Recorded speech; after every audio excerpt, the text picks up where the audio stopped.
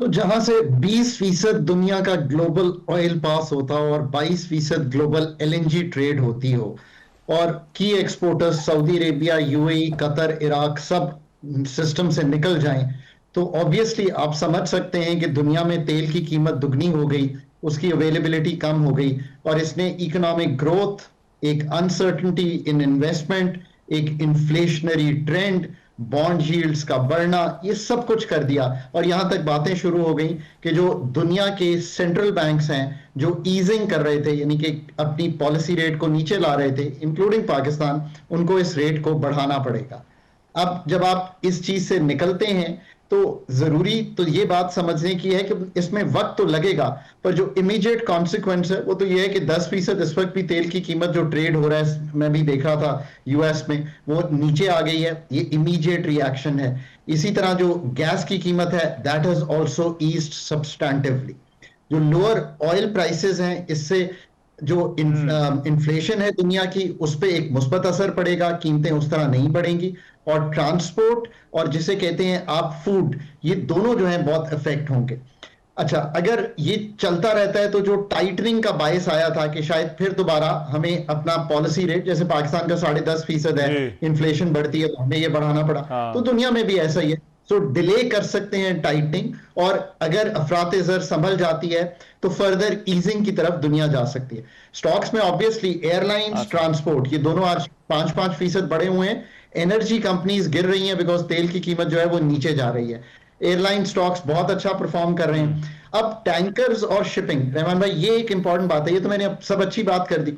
इसको अभी ये याद रखिए जी। कि एक टैंकर मिडल ईस्ट से निकलता है, उसको डेस्टिनेशन में पहुंचने में अगर 1 माह लगता है, तो ये तो वो टैंकर हैं जो कि पहले से निकले हुए हैं और पहुंचे हैं, यानी कि वॉर से तो अगर पिछले सवा माह में कोई टैंकर भी नहीं निकला या 1.5 माह में नहीं निकला, तो जब ये शुरू हाँ। होंगे तो इस सप्लाई डिसरप्शन से निकलते हुए आपको 2-3 माह तो लग जाएंगे। But what you will see is अच्छा। कि एक ईजिंग जो है तेल की सप्लाई की भी और प्राइसेस की भी जो है वो चलती रहेगी। ये जो सप्लाई अच्छा, डिसरप्शन लेकिन है, ये इससे जो हम मुल्क फौरी तौर पर जो असरात जो है वो देख रहे हैं, मैं खाका नजीब साहब, फौरी तौर पर तो भी कुछ हम असरात जो है वो देख रहे हैं, लेकिन लेट्स से अगर एक डोमेस्टिक कंज्यूमर है उस तक ये पहुंचने में कितना वक्त लग सकता है? क्योंकि ये भी कहा जाता है कि कुछ स्पेकुलेशन तो है, जब आपको ये पता लग जाए कि ठीक है आने वाले 2 हफ्तों में या 3 हफ्तों में हमारे पास सप्लाई मौजूद होगी, तो ये जो कीमतें इतनी ऊपर गई हुई थी पाकिस्तान में पेट्रोल की, ये फिर नीचे लाई जा सकती हैं या हुकूमत ये कर सकती है कि नहीं? नेक्स्ट फ्राइडे को जब आप देखेंगे तो आपको सर्टेनली जो कीमत है उसमें एक डाउनवर्ड ट्रेंड बड़ी क्लियरली दिखाई देगा, 5 से 10% के दरमियान दिखाई देगा। बिकॉज दुबई अच्छा। फ्लैट्स जो है, जो पाकिस्तान प्राइस लेता है, वो मैं अभी देख रहा था, वो आ गया है नीचे 5 से 6%। तो आपको एक जिसे कहते हैं डिक्लाइनिंग ट्रेंड नेक्स्ट फ्राइडे दिखाई देगा।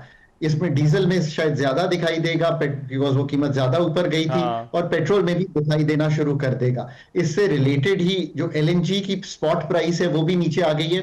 जो इस वक्त लोड तो आप शेडिंग ये हो कह रही रहे है हैं उसकी कि एक हफ्ते के अंदर ये असर पहुंच जाएगा, लेट्स से, मतलब, इफ नेक्स्ट आई फ्राइडे को अंडरस्टैंड यू दिखाई करेक्ट। देगा। जी जी, बिल्कुल ये दुरुस्त बात है। नेक्स्ट फ्राइडे को आपको दिखाई देगा। और एलएनजी जो कि इस वक्त स्पॉट में पाकिस्तान को खरीदनी पड़ रही है, अगर हमने अपनी लोड शेडिंग से निकलना है, बिकॉज इस वक्त 2,500 मेगावाट सिस्टम से निकला हुआ है। हालांकि ये वॉर से पहले ही हमारी अथॉरिटीज ने कहा था हमें एलएनजी नहीं चाहिए। आई एम नॉट श्योर कि क्या प्लानिंग थी, चलें अब जरूर हाँ। चाहिए है। तो अगर ये वापस आ जाता है तो जो लोड शेड पाकिस्तान फेस कर रहा है इसमें से निकल जाएंगे। स्पॉट प्राइस बहुत ज्यादा थी, अब वो नीचे आ अच्छा। जाएगी, और आहिस्ता आहिस्ता लोड शेड से निकलते हुए शायद 1 महीना लग जाएगा मेरा ख्याल है। बट इससे एक बात और जो अच्छा। सामने आएगी पाकिस्तान के केस में, कि अगर इन्फ्लेशन जो कि हाँ। आएगी मार्च की, वो आगे चलेंगे अप्रैल की, मार्च की 7% थी ईयर ऑन ईयर इंक्रीज, अगर ये 11-12% अब नहीं आती और 10-1% आ जाती है, तो शायद पॉलिसी रेट को और बढ़ाना ना पड़े और आईएमएफ के साथ बात करके 10.5 पे छोड़ दे। दिस इज हाउ हाउ अच्छा। हाउ ये जो एनर्जी शॉक है, इसके अच्छा। इफेक्ट्स रहेंगे कुछ अरसा। जी। बट और इसमें से अब ये जैसे जरा जो मुझे थोड़ा, हम मैं चाहता हूं देखने वालों को भी समझाइए, क्योंकि जो एलएनजी वाली आपने बात की, वफाकी वजीर जो तवानाई हैं उन्होंने भी कहा कि गैस ही नहीं है, बिजली, हमें जो है वो हालात ऐसे हो गए हैं कि हमें ये करना जो है वो पड़ेगा, जो लोड शेडिंग इस वक्त जो है वो देख रहे हैं। तो गैस की जो सप्लाई लाइन मुतासर हुई थी उसको बहाल होने में जो है वो कितना वक्त जो है वो लग सकता है, और फिर उसके असरात जो है वो कब तक जो है वो हमारे सिस्टम के अंदर जो बिजली की तरसील का और पैदावार का सिस्टम है वहां पर देखे जा सकेंगे? देखिए, इसमें दो बातें हैं। एक तो आ रही है एलएनजी से शॉर्टफॉल, मतलब that's one of the shortfalls. जी। अगर उसको हाई सीज पे खड़े हुए जहाज हमें कोई मिल जाए या मिडल ईस्ट से भी मिल जाए और स्पॉट प्राइस ड्रॉप कर जाए इस हद तक कि ये वाइबल हो जाए, तो आप अगले 10-15 दिन में देखें कि ये आप ले सकते हैं और ये जहाज पाकिस्तान पहुंच जाए। अच्छा। सो एक तो ये बात है। अच्छा, दूसरी बात यह है कि ठीक अगर है। थोड़ी सी गर्मी हो जाए तो जो बर्फ पिघलेगी तो इस वक्त 1000-1500 मेगावाट ऐड हो जाएगा। कहां से? आपके पानी से। तो उससे ईज ऑफ। तीसरी हाइडल बात से यह कि अब ठीक। कोल की कीमत भी थोड़ी सी नीचे आएगी, तो आप कोल भी खरीद सकते हैं इंपोर्टेड, और अपने कोल प्लांट्स को भी चला सकते हैं। ये 3 शॉर्ट रन की चीजें हैं जो आप कर सकते हैं अगर आपने इस सिस्टम।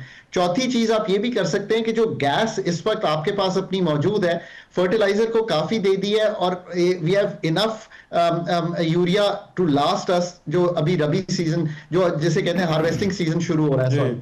सो आप वो भी डाइवर्सिफाई करें। मुझे नहीं मालूम कि ये इतने शार्प आंसर्स हैं इन चीजों के। आई एम श्योर कि पावर और गैस और पेट्रोलियम वाले बैठ कर अगर इसको इस तरह चलें, बिकॉज आई नो कि इस वक्त मुल्क एक बहुत ही मुश्किल सूरत हाल से गुजर रहा है, जहां पे बिजली की इस वक्त तरसील में डिफिकल्टी आ रही है और लोगों को तकलीफ हो रही है। पर ये भी 15 दिन में ईज ऑफ हो जानी चाहिए अगर हम इन सब चीजों पे अमल करें। लास्टली मैं फिर कहूंगा कि पाकिस्तान के राइट। लिए अच्छा मौका है। जी। अभी भी समझें कि अपने फंडामेंटल्स जी। को ठीक कर लें, तो पाकिस्तान ने जो अच्छा नाम कमाया है ठीक। एज अ मीडिएटर, उसको टर्न अराउंड कर सकते हैं टू इकोनॉमिक हाँ, प्रॉस्पेरिटी। ठीक है। राइट, बहुत शुक्रिया डॉक्टर